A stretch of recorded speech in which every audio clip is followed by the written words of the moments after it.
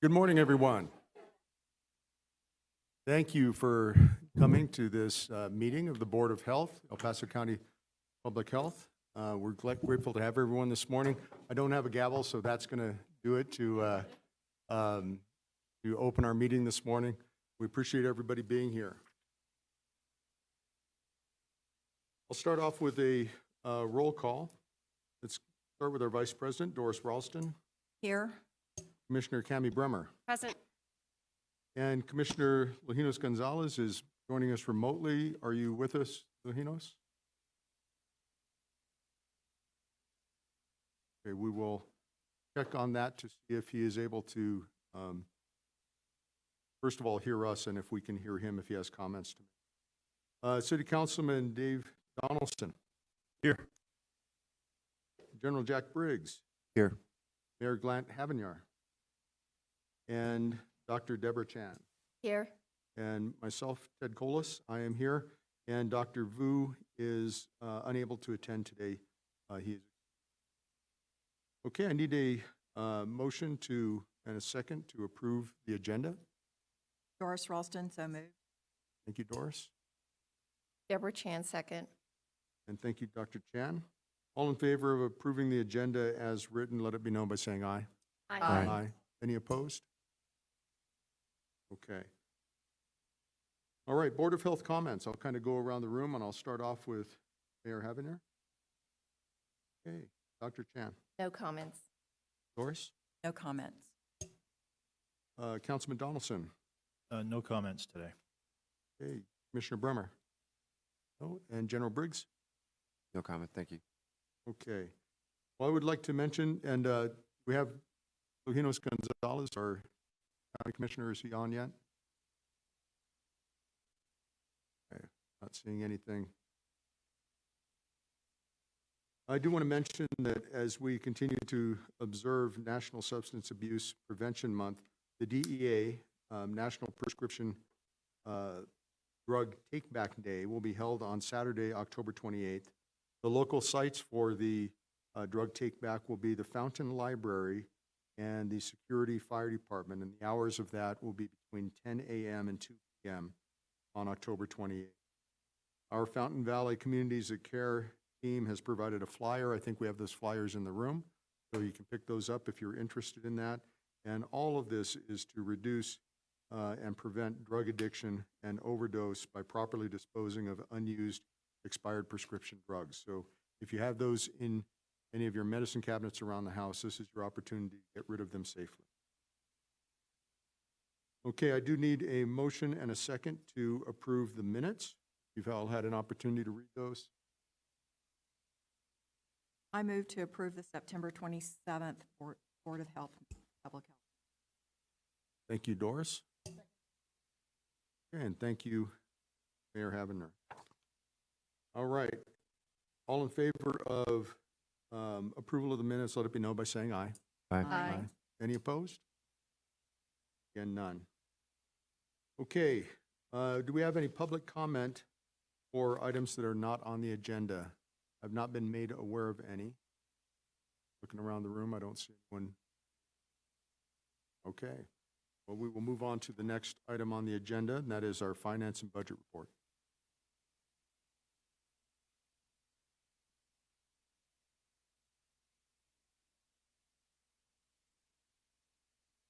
Good morning.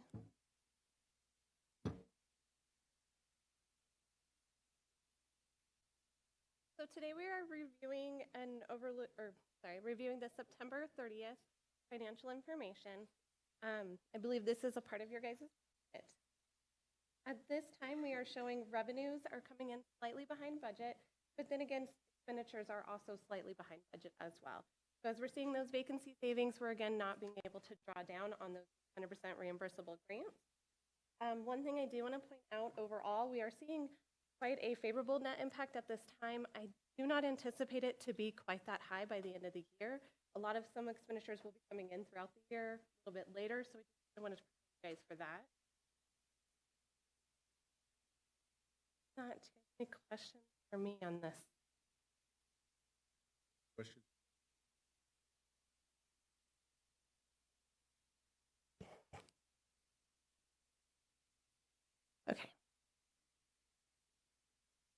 So the next thing I have is the next thing on the agenda. Okay.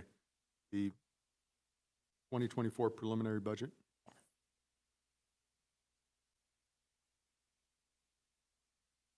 Awesome. So today we're going to discuss your guys' 2024 preliminary budget. So first, we're going to start with your historical budget review. Then we're going to go over the fund balance policy and over the fund balance itself. After that, we're going to go through the whole budget process and then move on and end with the 2024 preliminary balance budget for you guys. Can we have the next slide? And the next slide. So what this slide is showing here is you're seeing the top line, the green line, is kind of the funding that a public health has received, including those COVID-funded grants. As we've been discussing throughout the year, those grants are ending. So as you're looking at the current year, you're showing that green line coming back down towards that light blue line and coming back down, and which that is the ending of all of those COVID-funded grants coming forward. Next slide. So this is a real high overview look of your expenditures and revenues for the past few years. As you can see, our revenues and expenditures have been pretty online. As the pandemic hit and the funding came in, you can see there's been a steep incline between our expenditures and our revenues. As those grants are ending, we're starting to see that come back down as well. Next slide. So this one we kind of put in here every year. This is our current FTE count, including the 2024 proposed FTE count, pending the approval of the budget. Again, the FTE increased with the COVID, and now they're starting to come back down and back in line. I have a question. Yes. Here. I have a question. Oh, I'm sorry. Yes, sir. So it says national average 269. I just want to be able to articulate about FTEs. What is that based on? Is that based on similar population size, or is that based on? Yeah, so every year, the National Association of County and City Health Officials, they do reports, and that's based on population sizes of 500,000 to almost 1,909,999. So that is what that is based on So average. we fall into that category. So when we look at these numbers, we're significantly below. Correct. That's the talking point, right? Good question, correct. Okay, thank you. Thank you. Okay, so next slide. So talking about the fund balance and the fund balance policy. So what the fund balance is basically your revenues over your expenditures over time. So it's basically your savings, your reserves that the county or that public health has. I did want to mention the fund balance policy that was adopted by the Board of Health back in 2016 was to keep our reserves at 18 to 21% of our revenues. Just something to keep in mind as this kind of continues on. I have the next slide. So what you're seeing right here is the 2022 fund balance at the end of 2022. At this point, our unassigned fund balance is at about 33% of revenues. Our fund balance policy, again, is 18 to 21%, which would be about 4.8 to 5.6 million versus the about 8.3 we're sitting at right now. Next slide. So this slide is showing you guys kind of the history of our fund balance, where we've been sitting at. The blue lines is where the fund balance currently is, and then the green kind of wave throughout there is the 18 to 21% where the fund balance, for the fund balance policy, should be sitting at. So just wanted to show you guys at this point, we definitely have a very robust fund balance at this time. Question on that. Yes. The fund balance that is based on a percentage, does that include all of the COVID-specific funding that we received in the last couple of years? So it would include anything of the revenues that we received over it. So the COVID-specific grants, a lot of those were 100% reimbursable, so we had to have those expenditures to draw those revenues down. So this is just kind of the other funding that we weren't able to access at that time, or we were so focused on COVID and utilizing those grants that we've kind of accumulated a little bit of a savings. Here, I have a question. Go ahead. Jack Briggs. So what is the intent of this reserve? What's the intent of it? What's it supposed to be for? Yeah, so this, a fund balance, you do want to keep a fund balance, usually about 2 months or so of expenditures. It's kind of keep you at a healthy line should something happen with the economy, things don't come in as anticipated, revenues aren't coming in as planned. In general, at this time though, as you can see, it's rather robust and a little bit higher than what the fund balance policy is stating. So in this particular case, it would be described as a defensive interval of months of funding. If there was to be no revenue, let's say it went to 0 for a particular month, this would be used as that revenue resource to fill in until revenue began again. Yes. I would add to that is that when there's heightened response efforts that are needed from public health for emergencies, this is the reserve that we would tap into, or other types of unforeseeable one-time expenditures as well for the board to consider. And Sam, if you wanted to maybe give a little bit more insight into, why our fund balance is so healthy, and I know that you had mentioned, through COVID, we had to stop certain programs and limit services, as well as some of the understaffing that we had through attrition. And so that's where the fund reserve dollars are coming from, if you wanted to add anything to that. Yeah, most definitely. It's kind of a combination of variety of things. Addressing the COVID pandemic with all of our resources, not a majority of our resources focused on that, along with those vacancy savings, has created such the growth that we've seen the last few years in the fund balance itself. Okay. Slide.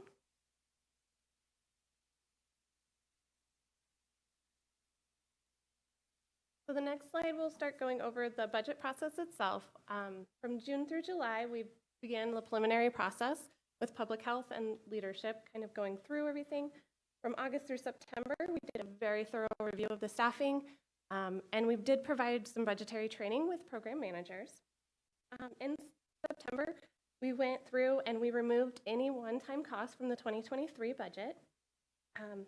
And then budget went through and compiled everything along with the FTEs information we had. We also had a preliminary review of the budget with public health leadership. Then going back in during October, we have had continued conversations, reviewing everything with public health leadership. We did review the additional funding request with public health leaderships. We prepared the preliminary balanced budget by budget staff and continued participation and continued collaboration with public health directors and leadership. And then today I'm here presenting this one to you guys. Slide.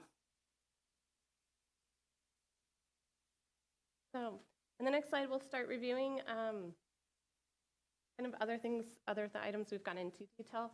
We reviewed, went through all of the revenues and looked at them very much program by program, looking at all of the grants, what those amounts were, incorporated that.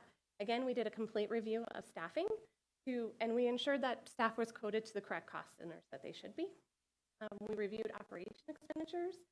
So again, we removed any of those one-time prior costs, and then we reassessed and reevaluated the indirect costs by program. So we got that approved with the state, and then put that into the budget as well. We removed a lot of the grant funding from 2023. We had that large ELC grant that ended, and some other COVID funding did end, so those expenditures and revenues came out. And then we kind of continue to reevaluate the budget and work with strategies to create the budget today. Next slide.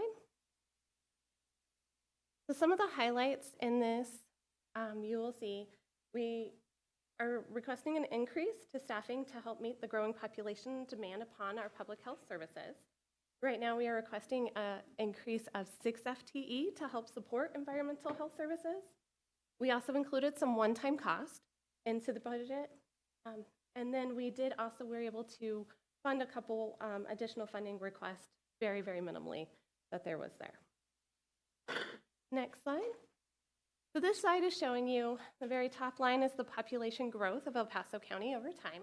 The next line, you can see the El Paso County itself, funding towards public health. And on the bottom line, which is where we really want to focus, is the funding from the state. So the state LPHA funding, we know back when the pandemic began about 3 years ago, they did have an increase of funding. That funding is ending in June of 2024. So that's where you're starting to see that decline of the state funding come back down at this time. Just for clarification, what does LPHA stand for? Local public health agencies. So the Thank you. state provides funding across the board. Sorry about that. Next slide. Deborah Chan, I have a question as well. What accounts for the increase from the county and then the projected ongoing increase from the county? So this is just showing actuals. We're not showing anything projected going forward. That is just ending on 2024 with what is currently in the county's budget to help support. So that is a decision made within within El Paso County, their leadership with Susan, Nikki, and their team on what support they.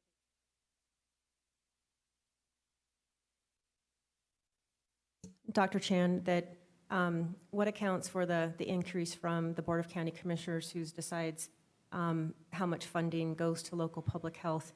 The American Rescue dollars for COVID and during COVID, that's where you see the increase there, and that is until through 2024 that there's additional American Rescue Plan Act dollars. Okay, so I was looking at that. American Rescue Plan accounted for about $3 million, right? And so when exactly is that going to end? So that ends in December of 2024. We will have everything spent, everything accounted for, and working with the county to ensure that we have everything that they need from us on that as well. Okay. Mr. President, question. The funding from the state decreased in 21, and that's because COVID gone Right. away or settled down, so that funding has been reduced, right? And that's why we had the funding to begin with back in 21. So as we pull back on those services, deal with that money going away, right? Right. So part of that is also, there was some legislation that ran through in 2021 to provide additional funding to local public health agencies from the state. And so that legislation ends in June of 2023, or 2024, I apologize. And that's what you're seeing, that decline is the ending of that funding coming back down. So we'll receive about 6 months of that in 2024. And then at this time, we're not anticipating anything further Okay. of that And increased does- funding. Public health, do we try to not hire employees with those kind of funds because we know they're going to go away, just like the one we discussed, the ARPA funding, which ends in 24? Is that the policy? So, Mr. Donaldson, yes, so the majority of funding for our agency comes from grants and contracts. And so operating in that way, we have to be very mindful of when positions close, if they will be refilled. We also have to be mindful if, during the pandemic and now we're trying to adjust, is that, what is the need for certain positions?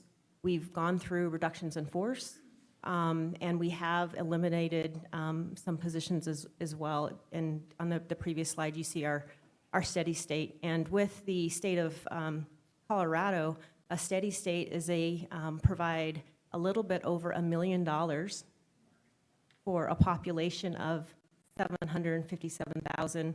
And as you know, there's a lot of requirements that and responsibilities that we have.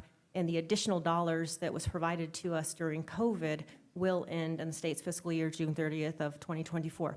With that being said, we are also mindful that we're always trying to maintain funding and increase funding through multiple different sources, such as grants and funding sources. So we are actively involved at the state level, trying to maintain that funding.